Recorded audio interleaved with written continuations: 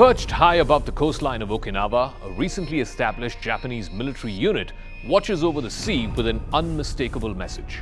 Japan is no longer happy to remain passive in the shifting security landscape in East Asia.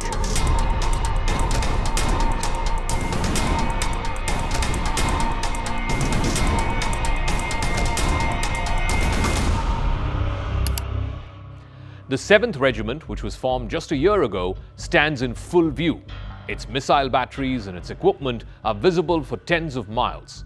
That exposure is not a tactical flaw, it's a calculated statement of Japan's readiness. This 7th Regiment is one of 2 new missile units deployed by Japan's self-defense forces along with the southern island chain that trails all the way towards Taiwan. These additions mark a significant transformation in Japan's defense posture, driven by an emboldened Chinese Navy that has grown increasingly assertive in waters close to Japan's territory. The presence of these 2 units is in part deterrence and in part diplomatic message to Beijing. But it's also a message to Washington and the Trump administration. Camp Katsuren, the home base of the new regiment, lies adjacent to the largest American naval installation in Okinawa. The proximity is not a coincidence. Okinawa is a strategic cornerstone. It houses the majority of approximately 50,000 US troops who are stationed in Japan. Tokyo is a treaty ally of the United States. But Tokyo is also sending a signal that it wants to shoulder more of the region's security burden, particularly under pressure from the American political leadership. President Trump has been vocally and has often accused Japan of depending too heavily on American protection. Behind Japan's evolving military posture is a broader national security strategy. In recent years, Tokyo has made substantial efforts to strengthen its alliance with Washington. There are, of course, trade disputes and tariff negotiations. Even last week, there was a mega tariff negotiation that happened between Japanese and American interlocutors. While at the same time, while these trade officials are trying to work through these tough economic talks, seeking relief from protectionist Trump tariffs, the government's principal aim in Japan is to solidify its defense partnership with America. And this effort has manifested in a wide-ranging military modernization campaign. Japan has begun acquiring sophisticated weapon systems from America. It includes the F-35B stealth aircraft, also Tomahawk cruise missiles, capabilities that allow Japan for the very first time since World War II to carry out preemptive strikes. These changes reflect a deliberate shift away from the strict pacifism that has defined the country's defense doctrine for decades after World War II. Tokyo's leaders are deeply aware of the regional security threats, particularly with China ramping up its naval activities, North Korea is continuing its nuclear ambitions. Japan has moved quite decisively into a more aggressive posture.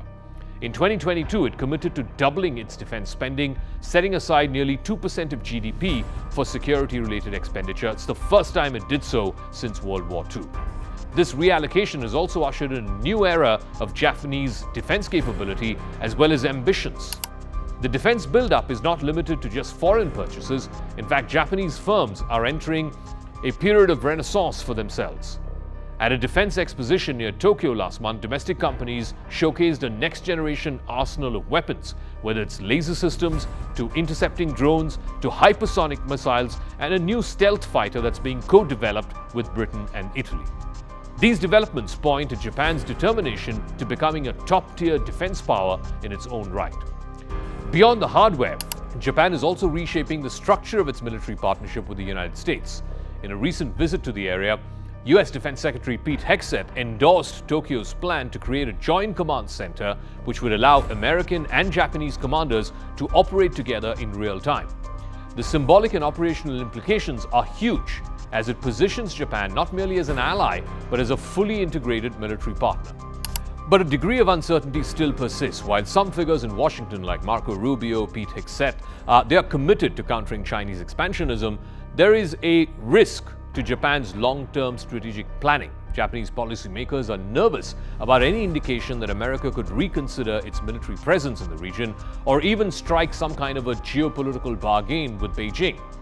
Now, of particular concern to Japan is the mercurial nature of President Trump. He's got an unpredictable diplomatic style. He has sparked fears in Tokyo that he might broker a deal with Chinese President Xi Jinping that would leave Japan in China's sphere of influence.